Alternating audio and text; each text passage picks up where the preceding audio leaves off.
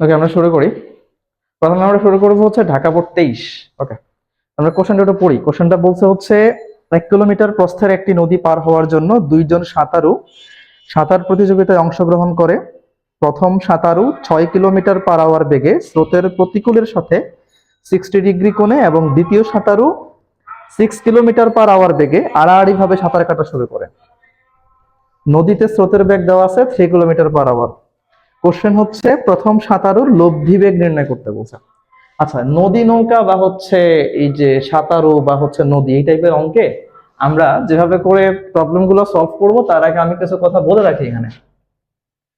এটা হচ্ছে নদী নৌকার ম্যাথের জন্য স্পেশাল। এই টপিকের জন্য এই ফর্মুলাগুলা বা এই নিয়মগুলা মনে রাখতে হবে। এটা হচ্ছে ধরেন নদী। তো নদীতে আমরা স্রোতের বেগটাকে নর্মালি এদিক বরাবর ধরে নিই এবং অঙ্কের সুবিধার জন্য বা বিভিন্ন অঙ্কে আসলে একই ফর্মুলা ইউজ করার জন্য আমরা কিছু জিনিসকে ফিক্স করে ধরে নিই এখানে। যেমন স্রোতের বেগকে আমরা ইউ ধরে নিতে পারি, অলওয়েজ স্রোতের বেগটা ইউ ধরে নিতে পারি।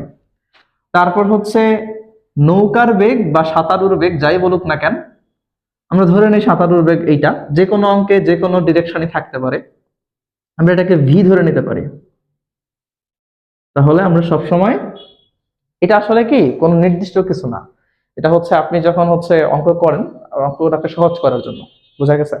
তাহলে হচ্ছে ইউ হচ্ছে এখানে কি, ইউ হচ্ছে এখানে স্রোতের বেগ আর হচ্ছে এখানে ভি নৌকার বেগ। ওকে, ধরে নিচ্ছি আমরা।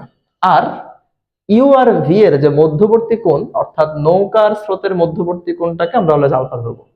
ওকে, আলফা ধরে নেব। তাহলে আলফাটা কি? আলফাটা হচ্ছে নৌকা ও স্রোতের মধ্যবর্তী কোণ।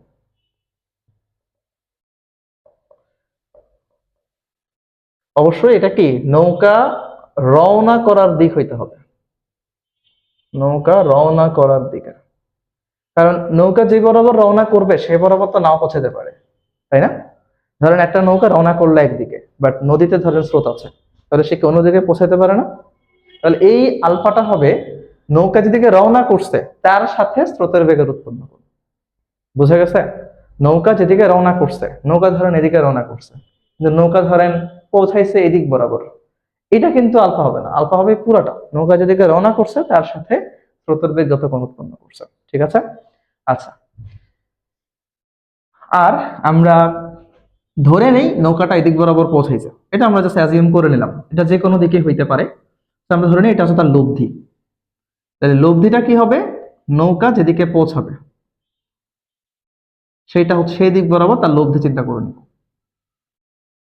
নৌকা রওনা দেওয়ার পর সে যে দিক বরাবর পৌঁছাবে আলটিমেটলি সেই দিক বরাবর লব্ধি চিন্তা করে নেব। ঠিক আছে? আচ্ছা, আর এই লব্ধির সাথে স্রোতের বেগের যে উৎপন্ন কোণ, এটাকে আমরা অলওয়েজ থিটা ধরে নিব। এটাকে ধরে নিব কি? থিটা। এই থিটার পরিচয় কি? থিটার পরিচয় হচ্ছে লব্ধি ও স্রোতের উৎপন্ন কোণ। এই জিনিসগুলো যদি আমরা মনে রাখতে পারি, নদী নৌকা সংক্রান্ত যে কোনো প্রবলেম আমরা ইজিলি সলভ করতে পারবো। ওকে, তো এখন আমাদের এখান থেকে যে মেইনলি প্রথম কোশ্চেনটা আসে যে লব্ধি বেগ বের করতে হবে। লব্ধি বেগ, এটা আমরা নর্মাল লব্ধির যে সূত্র এটা দিয়ে ইউজ করে ফেলতে পারবো, অর্থাৎ root over you square plus V square plus 2uv cos alpha. বুঝছেন? আমরা লব্ধির সূত্র হচ্ছে আর সমান root over p square plus q square plus 2pq cos alpha. তো এই জন্য এখানে হচ্ছে লব্ধি বেগ ডব্লিউ সমান হচ্ছে root over you square plus V square plus 2uv cos alpha. পরিচয়গুলো আমি অলরেডি দিয়ে দিছি। 2 নাম্বার, যদি বলে আপনাকে নৌকা এক পার থেকে আরেক পারে পৌঁছাইতে কতটুকু সময় দরকার হয়েছে, সময়ের সূত্র অলওয়েজ একটা, সেটা হচ্ছে টি সমান D by V sine alpha. T সমান D by V sine alpha, এটা অলওয়েজ মনে রাখতে হবে। তো এই জিনিসগুলো নদী নৌকার অঙ্কের জন্য আমরা ফিক্স করে ধরে নিচ্ছি। এরপরে এখন আমরা নদী নৌকার অঙ্কে যাব, ঢাকা বোর্ড 23-এ যাব। এখানে আমাদের সাঁতারের কথা বলা আছে, নৌকার কথা বলা নাই। যাই হোক, যেটার কথাই বলা থাকুক না কেন, অঙ্ক আসলে একই জিনিস। আর ডি জিনিসটাকে একটু বলে রাখি। ডি হচ্ছে এখানে এই যে এতটুকু নদীর প্রস্থ, ডি হচ্ছে এখানে কি? নদীর প্রস্থ। এটা মনে রাখতে হবে। ক্লিয়ার?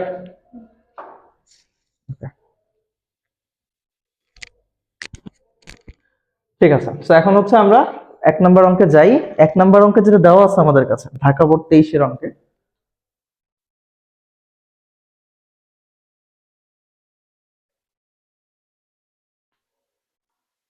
আমাদের কাছে দেওয়া আছে 1 কিলোমিটার প্রস্থের একটা নদী। তো আমরা 1 কিলোমিটার প্রস্থের একটা নদী এঁকে ফেলি আগে। এটা হচ্ছে ধরে নিলাম 1 কিলোমিটার, অর্থাৎ এই ডি এর মান আমাদের দেওয়া আছে 1 কিলোমিটার। বলতেছে দুইজন সাঁতারু আছে, সাঁতার প্রতিযোগিতায় অংশগ্রহণ করে প্রথম সাঁতারু 6 কিলোমিটার/আওয়ার বেগে স্রোতের প্রতিকূলের সাথে 60 ডিগ্রি কোণে এবং দ্বিতীয় সাঁতারু 6 কিলোমিটার/আওয়ার বেগে স্রোত আড়াআড়ি ভাবে সাঁতার কাটা শুরু করে। তা আড়াআড়ি কথাটার মানে বুঝি আমরা, আড়াআড়ি এটা মানে কি, কিভাবে রওনা করছো আসলে? আড়াআড়ি রওনা করছো বলতে এরকম করে রওনা করা বুঝতেছে, আর নদীর এক পার থেকে সোজা ওই পার, ঠিক আছে? আড়াআড়ি মানে হচ্ছে সোজা ওই পারে পৌঁছেছে, ঠিক আছে? আচ্ছা, প্রথম সাঁতারু কেমনে রওনা করছে? স্রোতের প্রতিকূলের সাথে 60 ডিগ্রি কোণে। এই জিনিসটা কিন্তু এখানে গেম চেঞ্জার একটা জিনিস। এই কথাটা দিয়ে আমাদের কাছে একটু টুইস্ট করে দিছে কোশ্চেনের মধ্যে। দেখেন, স্রোতের দিক কোন দিকে? আমরা ধরে নিই স্রোতের দিক নরমালি এদিকে, রাইট? ইউ। এটা যদি স্রোতের দিক, স্রোতের দিকটাকে বলা হয় স্রোতের অনুকূল। কি বলা হয়? অনুকূল। তাহলে উল্টা দিককে বলা হয় প্রতিকূল, রাইট? তাহলে প্রতিকূল কোন দিক? প্রতিকূল হচ্ছে আমাদের এইদিকে, এটা হচ্ছে প্রতিকূল। এখন বলতেছে ধরেন সাঁতারু ধরেন এই এই জায়গা থেকে সাঁতার কাটা শুরু করছে, বলতেছে সে প্রতিকূলের সাথে 60 ডিগ্রি, তার মানে অ্যাঙ্গেলটা এরকম হওয়া উচিত, রাইট? প্রতিকূলের সাথে 60 ডিগ্রি। কিন্তু আমরা যখন একটু আগে আমাদের টপিকটা দেখাইছি, একটু আগে যখন এই সূত্রটা দেখাইছি, আমরা কি এই কোণটাকে ধরে নিছি নাকি এই কোণটাকে ধরছি? এই কোণটাকে ধরছি আমরা। তো আমরা হচ্ছে এই কোণটা আমাদের বের করা মেন উদ্দেশ্য, রাইট? আমরা ওই কোণটাকে ধরবো না। এখন এটা যদি 60 ডিগ্রি হয়, এটা কত ডিগ্রি হবে? এই পুরাটা কত? 180 না? 180 থেকে 60 বাদ দিয়ে 120 ডিগ্রি হবে। 120 ডিগ্রি। ওকে, তাহলে আমাদের এই 60 ডিগ্রির দরকার পড়তেছে না, পড়বে না আর। এখন আমাদের এটা হচ্ছে সাঁতারু, তার V1 ধরে নেই এটাকে, যেহেতু প্রথম সাঁতারু, তার বেগ দেওয়া আছে আমাদের 6 কিলোমিটার/আওয়ার। 6 কিলোমিটার/আওয়ার। আর আমাদের কাছে স্রোতের বেগ দেওয়া আছে 3 কিলোমিটার/আওয়ার, প্রশ্নের মধ্যে দেওয়া আছে 3 কিলোমিটার/আওয়ার। এখন আমাদের কাছে প্রশ্ন হচ্ছে প্রথম সাঁতারুর লব্ধি বেগ নির্ণয় করো। তো আমরা ধরে নেই প্রথম সাঁতারু এদিকে রওনা করছে, তার লব্ধি বেগ ইউ আর ভি এর যে কোনো এক জায়গায় হবে, রাইট? ইউ আর ভি এর মাঝখানে যে কোনো এক জায়গায় হবে, হ্যাঁ, লব্ধি বেগ। তাহলে লব্ধি বেগটা হচ্ছে এখানে কত? ডব্লিউ। তাহলে ডব্লিউ এর মান আমরা বের করে ফেলি একটু আগে যেভাবে লব্ধির সূত্র লিখছি, root over u square plus v square plus 2uv cos alpha. Just মান বসায় দিই, 3 স্কয়ার প্লাস হচ্ছে 6 square, 2 into 3 into 6 into cos 120। দেখেন কত আসে টোটাল অ্যান্সারটা। আমরা একটু সবাই দেখি অ্যান্সারটা কত আসে।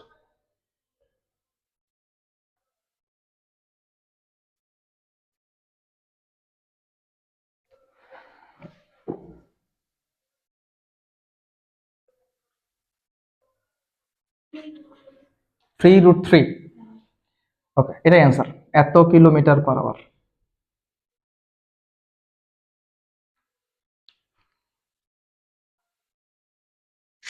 কেউ চাইলে এটাকে মিটার পার সেকেন্ডেও নিতে পারো, কোনো সমস্যা নেই। কিলোমিটার/আওয়ার রাখতে পারো, আবার মিটার পার সেকেন্ডেও তোমরা কনভার্ট করতে পারো। আচ্ছা, তো এটা গেল হচ্ছে গ নাম্বার অংশের সলভ। এবার হচ্ছে আমরা ঘ নাম্বারে যাই। তো ঘ নাম্বারে কি বলছে? ঘ নাম্বারে বলছে কোন সাঁতারু আগে নদী পার হতে পারবে, মানে টাইম বের করতে বলছে, রাইট? টাইম। টাইমের সূত্র আমরা একটু আগে দেখছি, কি জানি দেখছি, টি সমান D by V sine alpha. Okay, তো আলফাটা কি এখানে? আলফা কোনটা? 120 ডিগ্রি। তাহলে আমরা ডিরেক্টলি প্রথম, যেহেতু আমাদের চিত্র আঁকাই আছে, আমরা প্রথম সাঁতারের জন্য সময়টা বের করি। ঘ নাম্বার, প্রথম সাঁতারের জন্য সময়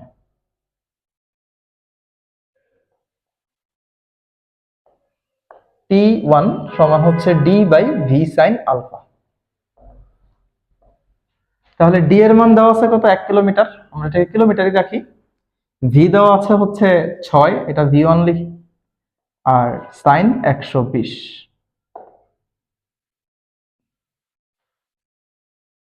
কত আসতেছে? আর দশমিকে নিয়ে যান, 192 আওয়ার।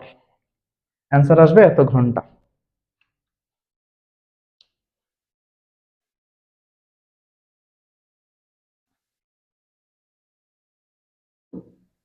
তো এটা হচ্ছে প্রথম সাঁতারু। এবার দ্বিতীয় সাঁতারুর ব্যাপারে আমরা আসি। দ্বিতীয় সাঁতারু বলতেছে যে সে আড়াআড়ি ভাবে রওনা করছিল। তাহলে আড়াআড়ি ভাবে রওনা করলে, আমরা একটু আগে বলছি আড়াআড়ি মানে কোন দিকে, সোজা। অর্থাৎ ব্যাপারটা এরকম, এটা যদি নদী হয় এখান থেকে সে রওনা করে সেই বরাবর রওনা করছে। তার জন্য আমাদের ভি কত দেওয়া আছে, সেও 6 কিলোমিটার/আওয়ার বেগে যাত্রা শুরু করছিল। তার মানে ভি2 হচ্ছে 6 কিলোমিটার/আওয়ার, আর স্রোতের বেগ তো একটাই, সেটা হচ্ছে 3 কিলোমিটার/আওয়ার। এখন আমাদের আলফা কত, আলফা এখানে কি বলছিলাম যে যেদিকে সে রওনা করবে আর স্রোত যেদিকে, তাদের মধ্যবর্তী কোণ সেটা কত, এই যে এদিকে রওনা করছে এদিকে এদিকে স্রোতের বেগ কত হবে, 90 ডিগ্রি, তাহলে আলফা 90 ডিগ্রি। তাহলে দ্বিতীয় সাঁতারুর জন্য হিসাবটা করে ফেলি। এটা হচ্ছে টি2, এটা হচ্ছে ভি2, এখানে 6 হবে, এখানে সাইন 90 ডিগ্রি হবে, তার মানে 1/6। 1/6 কে ক্যালকুলেশন করি,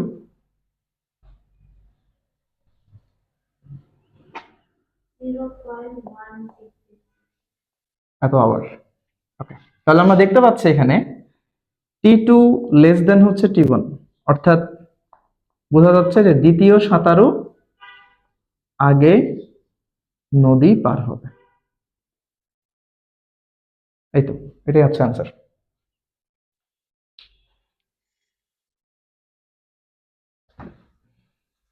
অঙ্কটা বুঝছেন আপনি?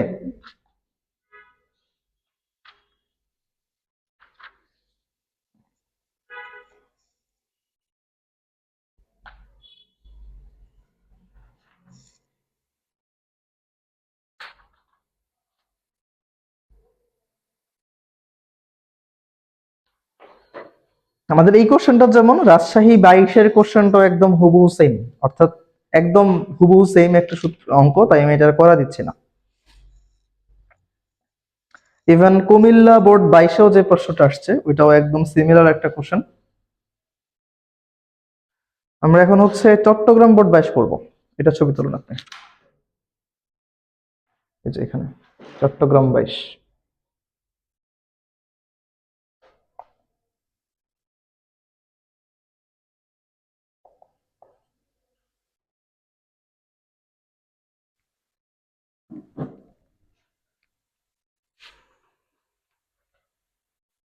ওকে, সো চট্টগ্রাম বোর্ড 22 সলভ করবো আমরা এখন, নদী নৌকা সংক্রান্ত একটা সমস্যা।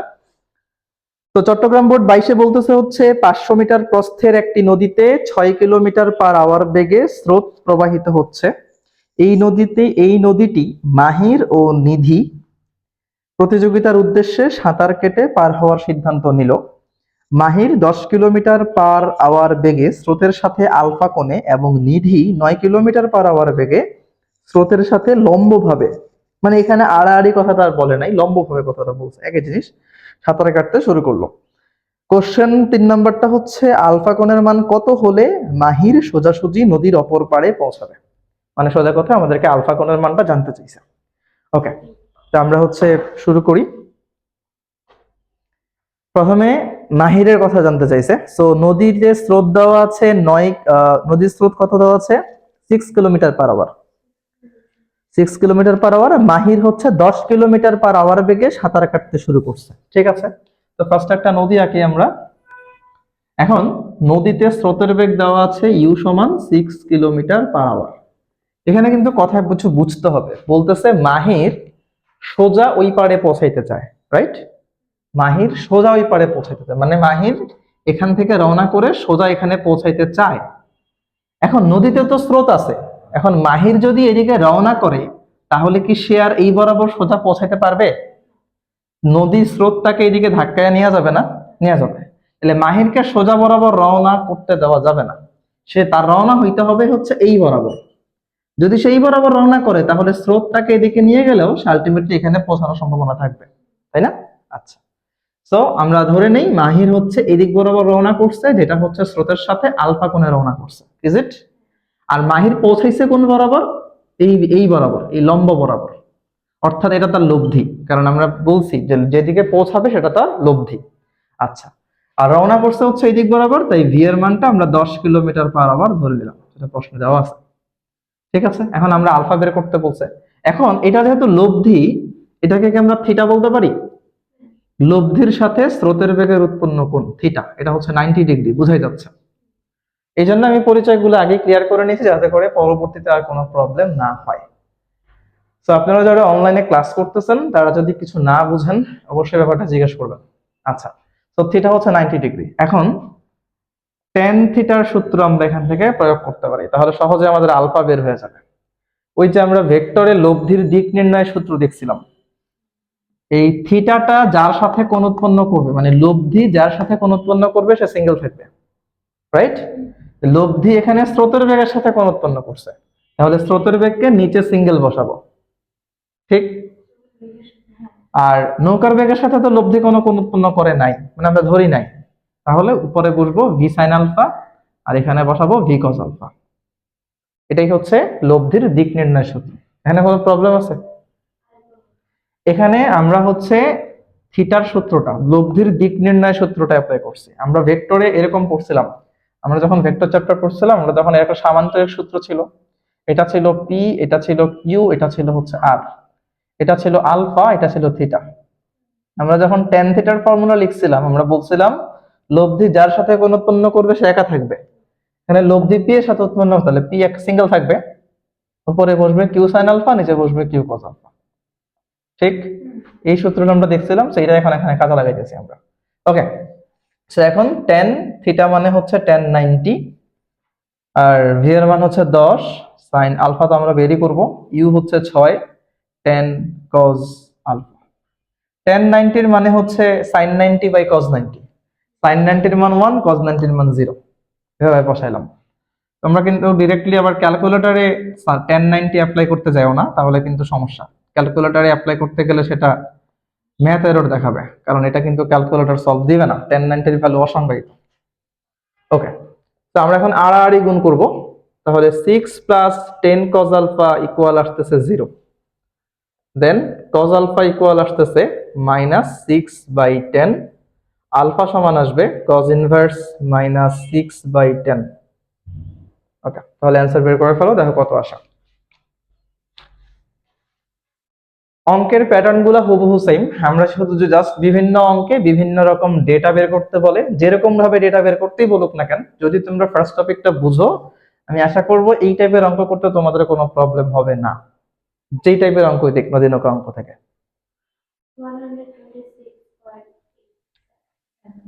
ওকে, এত ডিগ্রি হচ্ছে আমাদের অ্যান্সার। তার মানে মাহির যদি স্রোতের বেগের সাথে, বাংলা কথাগুলো কিন্তু সৃজনশীলে লিখে দিতে হবে। বোর্ড সৃজনশীলে টিচার যখন খাতা দেখে তখন উনি কয়েকটা বিষয় খেয়াল রাখে, এটা হচ্ছে ক্যালকুলেশন, প্রথমে সূত্র দেখে এই সূত্রগুলো ঠিকঠাক মতো লেখা আছে কিনা, দেন হচ্ছে সূত্রের মানগুলা ঠিক মতো বসানো হয়েছে কিনা। তুমি চাইলে পরীক্ষায় এই লাইনগুলো স্কিপ করতেই পারো, কিন্তু তোমাকে উত্তরটা ঠিক রাখতে হবে এন্ড শেষের বাংলা কথাটা লিখে দিতে হবে, যে হচ্ছে সুতরাং মানে যা জানতে চাইছে সেটা তোমাকে লিখে দিতে হবে, তাহলে টিচারের সন্তুষ্টি বাড়ে এই ক্ষেত্রে। আচ্ছা, তো আমরা এগুলা শেষ করলাম, আমাদের এই গ নাম্বার শেষ। এবার আমরা ঘ নাম্বারে আসি।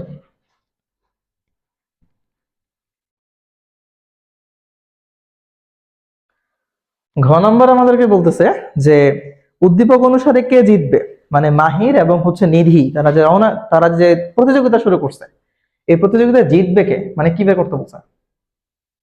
টাইম, টাইম এক্স্যাক্টলি, টাইম বের করতে বলছে। তো আমরা প্রথমে মাহিরের জন্য বের করি টাইমটা। ফার্স্টে হচ্ছে মাহিরের ক্ষেত্রে আমি আর চিত্র আঁকলাম না, মাহিরের জন্য যেহেতু অলরেডি একবার রাখছি। মাহিরের জন্য সময়টা হচ্ছে t1 সমান d/v sin আলফা, v1 ধরি। সো ডি এর মান কত দেওয়া আছে এখানে? নদীর প্রস্থ কোশ্চেনে দেওয়া আছে কত? 500 মিটার। এটাকে আমরা কিলোমিটারে নিয়ে যাই, যেহেতু বেগগুলা কিলোমিটারে আছে, তাহলে 500/1000 মানে 0.5 আসবে, কিলোমিটারে নিলাম। কারণ আমরা চাচ্ছি সময়টা আওয়ারে বের করতে, তোমরা চাইলে ভিটাকে মিটার পার সেকেন্ডে নিতে পারো, কোনো সমস্যা নেই। ওকে, এরপর হচ্ছে ভি, ভি ছিল কত ছিল? 10 ছিল মাহিরের জন্য, তাই না? বেগটা মাহিরের জন্য বেগ কত ছিল? 10। 10। একটু আগে আমরা মাহিরের উৎপন্ন কোণ মানে আলফা বের করছি 126.87। ক্যালকুলেশন করি, দেখি কত আসে অ্যান্সারটা।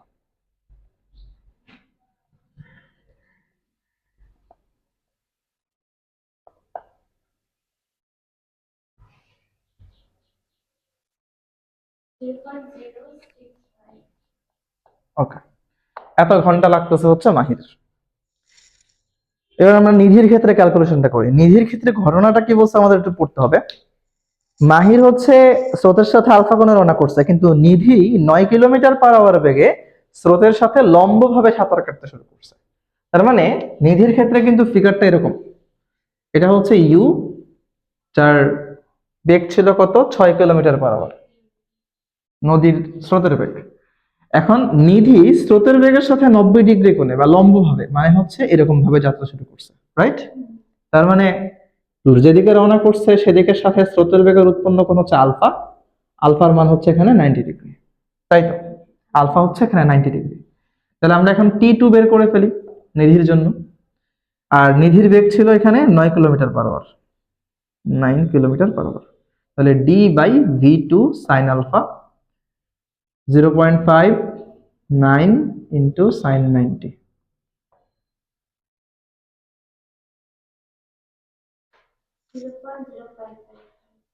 0.055 আওয়ার। ওকে, তাহলে দেখা যাচ্ছে যে নিধির সময় কম প্রয়োজন হয়েছে, তার মানে নিধি আগে পৌঁছাবে। এখানে যেহেতু আমাদের T2 লেস দেন T1, তার মানে নিধি হচ্ছে জিতবে এই প্রতিযোগিতায়, নিধি হচ্ছে বিজয়ী। ওকে, তো এটা হচ্ছে আমাদের নদী নৌকার আরেকটা প্রবলেম। এবার হচ্ছে আমরা অন্য একটা প্রবলেমে যাই। আমরা সিমিলার প্রবলেম গুলো বাদ দিতে চাচ্ছি এবং তোমাদেরকে জানাই দিব যে আসলে কোন প্রবলেম গুলো একই রকমের।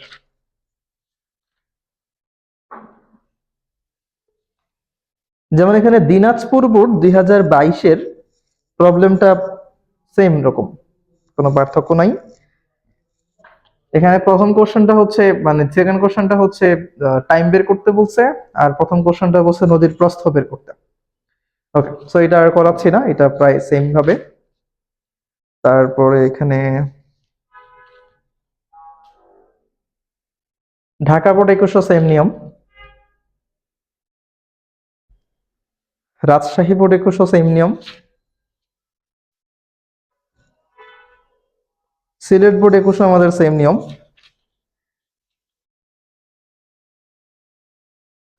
কুমিল্লা 19 সেম। আমরা চট্টগ্রাম বোর্ড 17টা করতে পারি।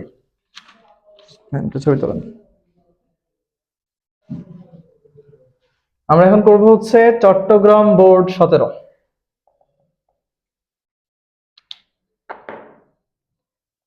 যে কোশ্চেন গুলোতে তোমাদের আটকে যাওয়ার পসিবিলিটি আছে আমি সেগুলাই বেছে বেছে করাচ্ছি, যাতে করে তোমরা ইজিলি সলভ করতে পারো। আর এতক্ষণ যে দুটা প্রশ্ন করাইছি, যদি এগুলো ঠিকঠাক মতো বুঝো তাহলে বাকি কোশ্চেনগুলো এমনিতেই সলভ করতে পারবা।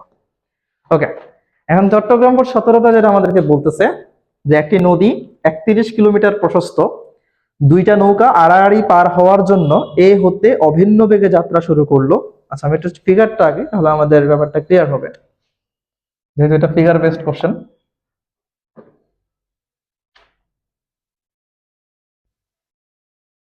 এটা হচ্ছে এ, এটা বি, এটা সি, এটা হচ্ছে ডি। এখানে আমাদেরকে নদীর প্রস্থ দেওয়া আছে 31 কিলোমিটার।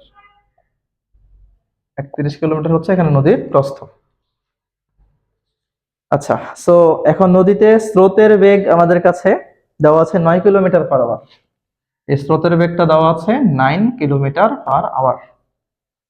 এখন দুইটা নৌকা রওনা করছে এই বিন্দু হতে, একই বেগে যাত্রা শুরু করছে। দুইটা নৌকার বেগ সেম, একটা নৌকা রওনা করছে এ বি বরাবর, আর একটা নৌকা রওনা করছে এ সি বরাবর।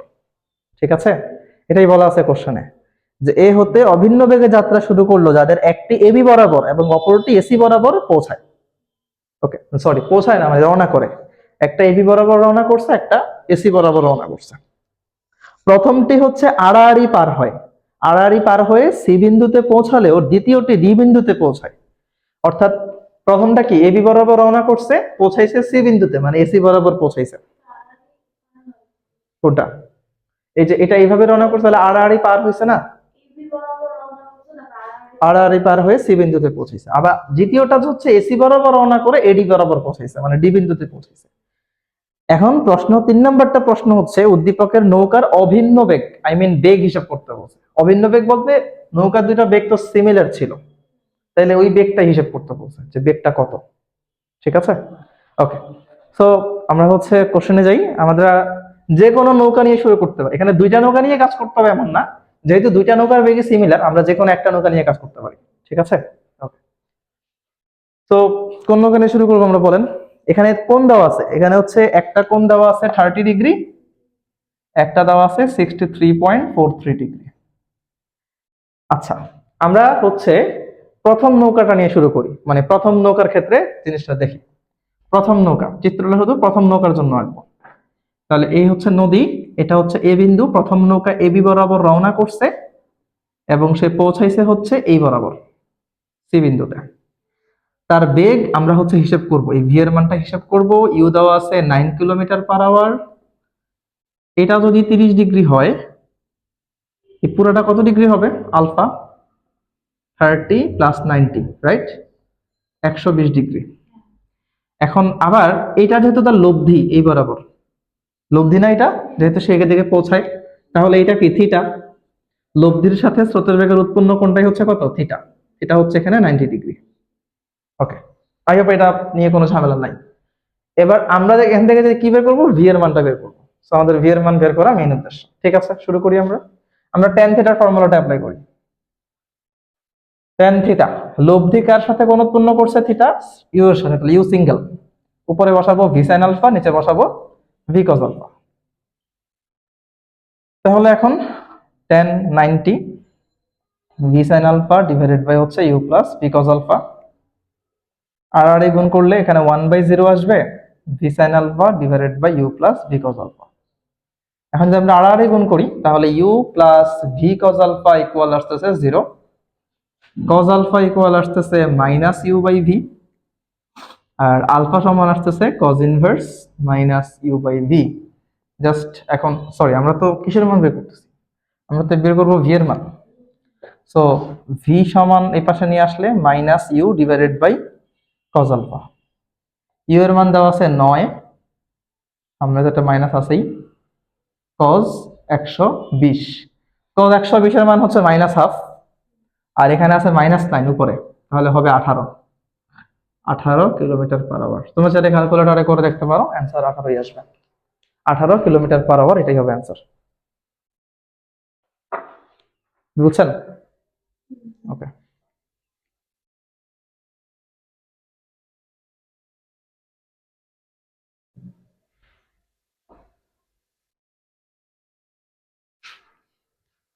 যদি কনসেপ্ট ঠিকঠাক থাকে, ম্যাথগুলো ইজি, একদমই ইজি, কোনো সমস্যা এখানে হওয়ার কথা না।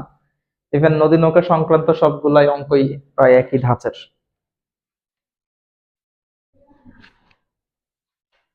ওকে, তাহলে আমরা এটা মুছে দেই, আমরা হচ্ছে এবার 2 নম্বর প্রশ্ন চলে যাই।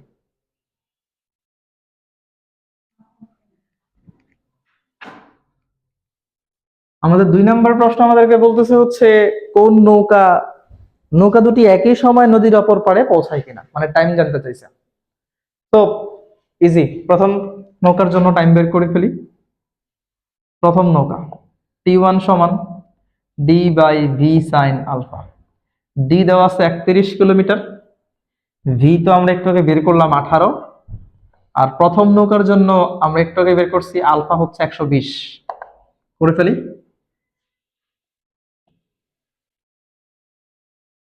দ্বিতীয় নৌকা, দ্বিতীয় নৌকার জন্য ফিগারটা আমরা একটু দেখি।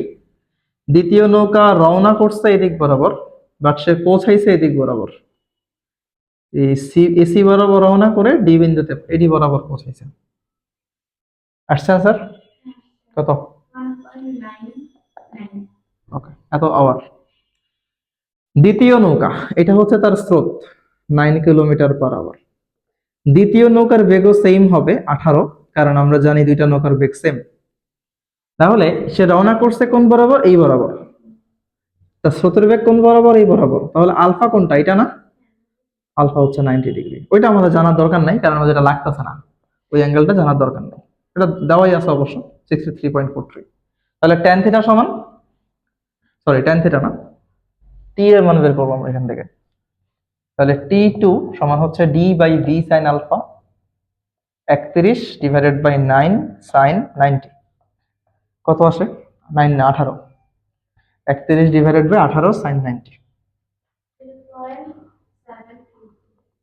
0 না 1.72 আওয়ার। তাহলে দেখা যাচ্ছে এখানে T2 লেস দেন T1, অর্থাৎ দ্বিতীয় নৌকাটা বিজয়ী হবে, বা দুইটা নৌকার একই সময় লাগবে না। এটাই হচ্ছে অ্যান্সার। এটাই আমাদের এখান থেকে বের করতে বলছে।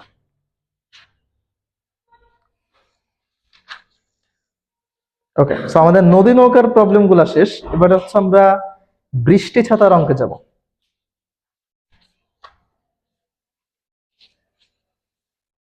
চলে যাবেন আপনি?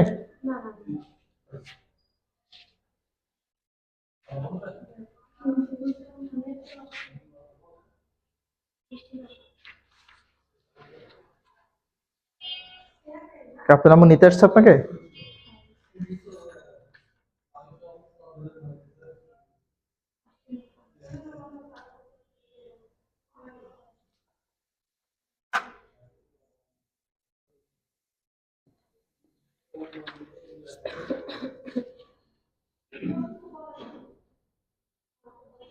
আচ্ছা, আমরা হচ্ছে বৃষ্টি ছাতার একটা অঙ্ক করবো, ঢাকা বোর্ড 22। ছবিটা তোলেন। তো আমাদের এখন একটা স্পেশাল প্রবলেম হচ্ছে বৃষ্টি ছাতার অঙ্ক। এই অঙ্কগুলো পরীক্ষার জন্য ভালো পরিমাণে ইম্পর্টেন্ট, পরীক্ষায় প্রায় আসে।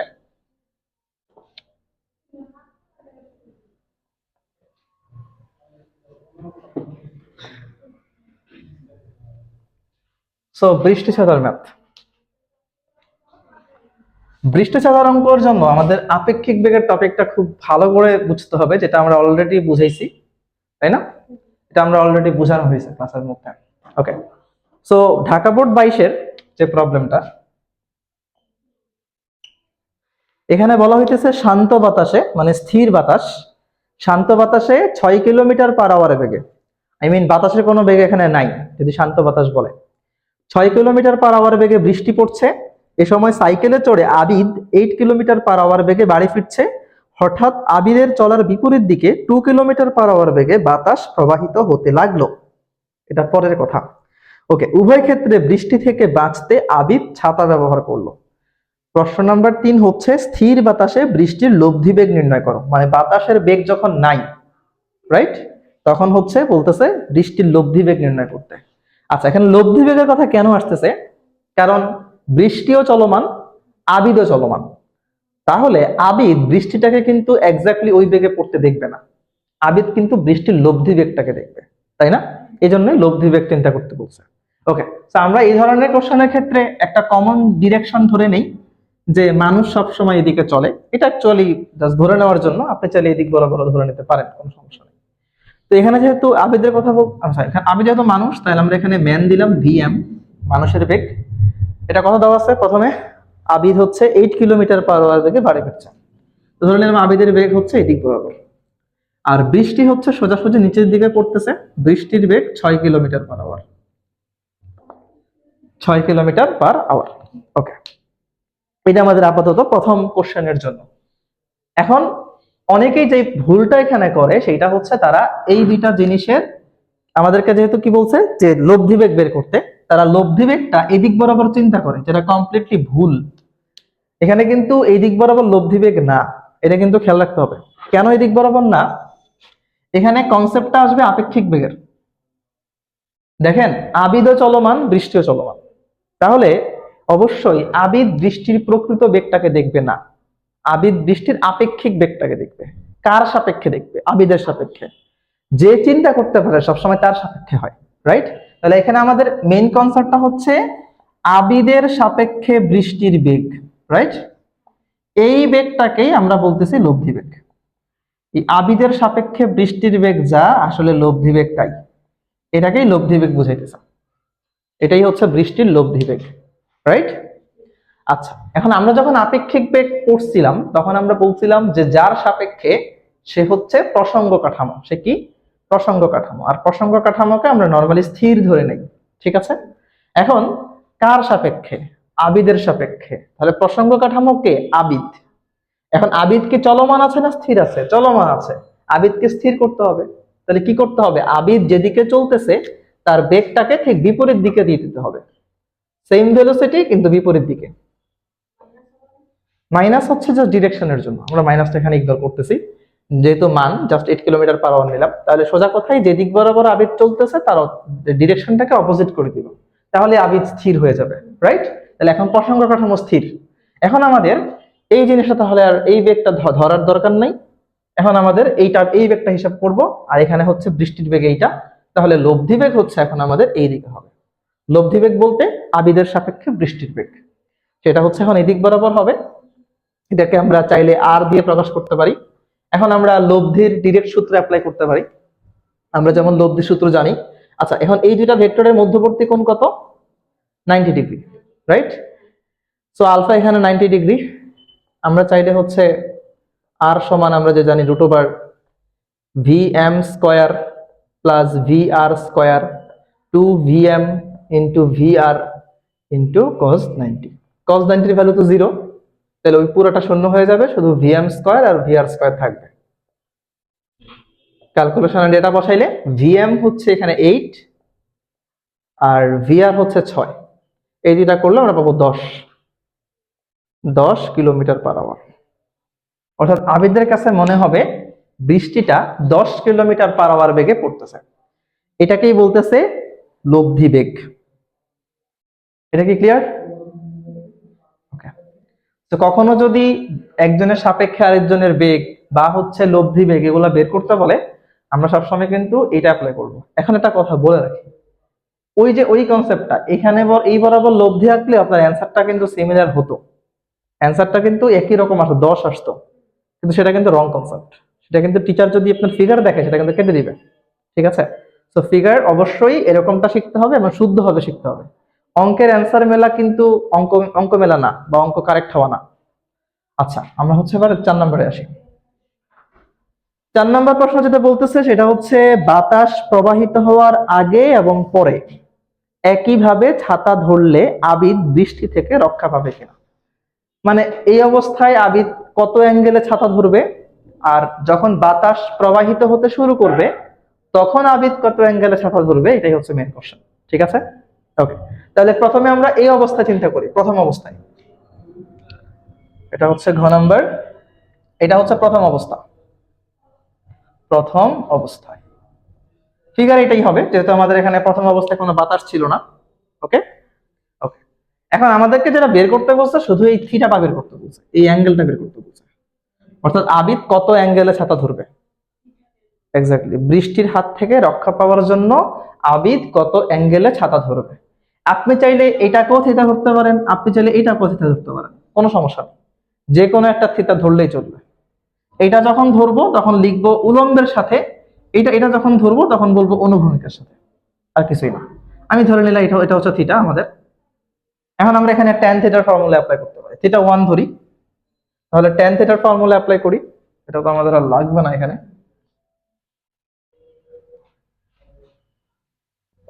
tan থিটা ইকুয়াল, তাহলে লব্ধি, এই যে লব্ধিটা কার সাথে কোণ উৎপন্ন করছে? vr এর সাথে। তাহলে vr কে নিচে সিঙ্গেল বসাবো, উপরে বসাবো vm sin আলফা, নিচে বসাবো vm cos আলফা। থিটা 1 বের করতে বলছে, সো vm হচ্ছে আমাদের 8 sin 90 আর vr হচ্ছে 6 8 cos 90। তাহলে থিটা 1 সমান আসতেছে tan ইনভার্স 1 8 ডিভাইডেড বাই 6। দেখি আমরা অ্যান্সার কত আসে 8 ডিভাইডেড বাই 6 করলে।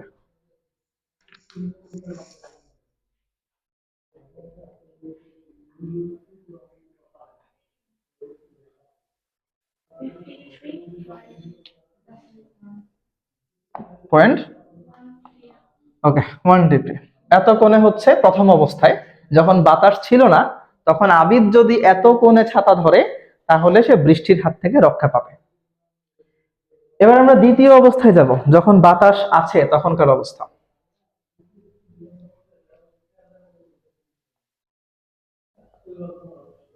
দ্বিতীয় অবস্থা, ওকে।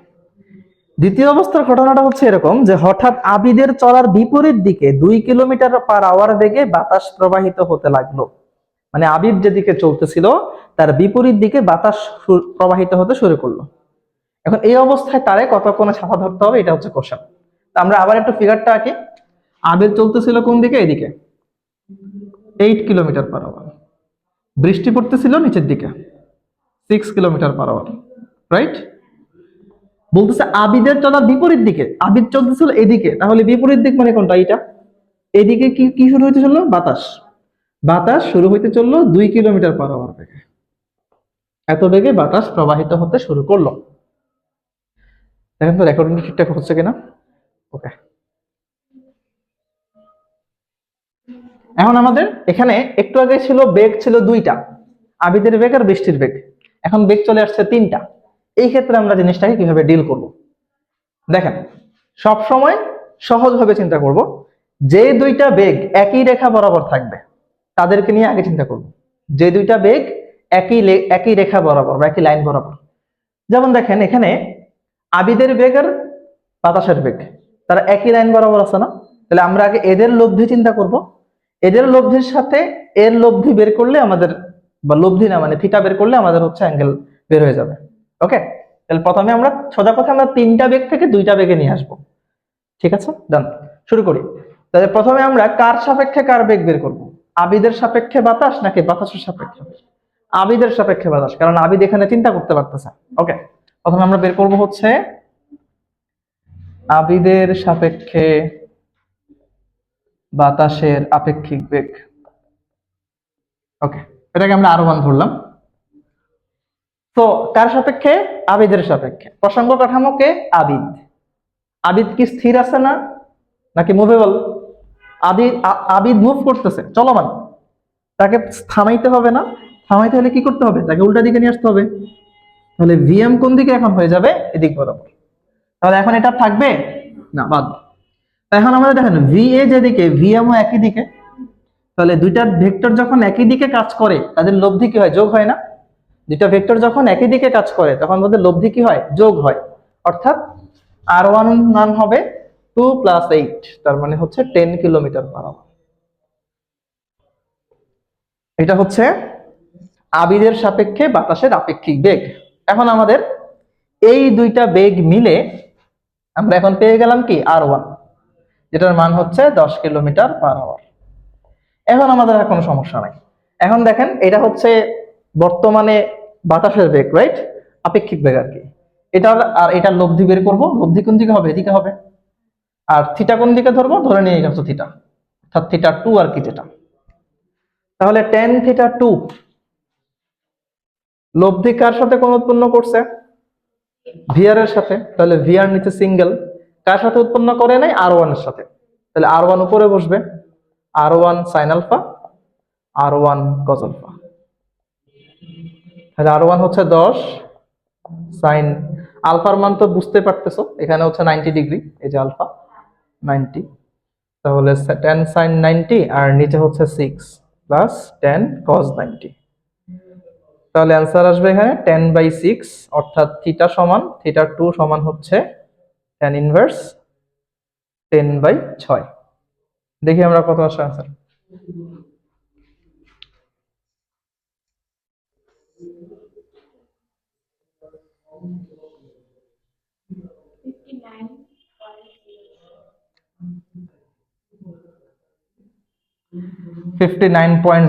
ডিগ্রি। তার মানে দেখা যাচ্ছে অবশ্যই এখানে লিখে দিতে হবে উলম্বের সাথে, এই কথাটা ক্লিয়ার রাখতে হবে।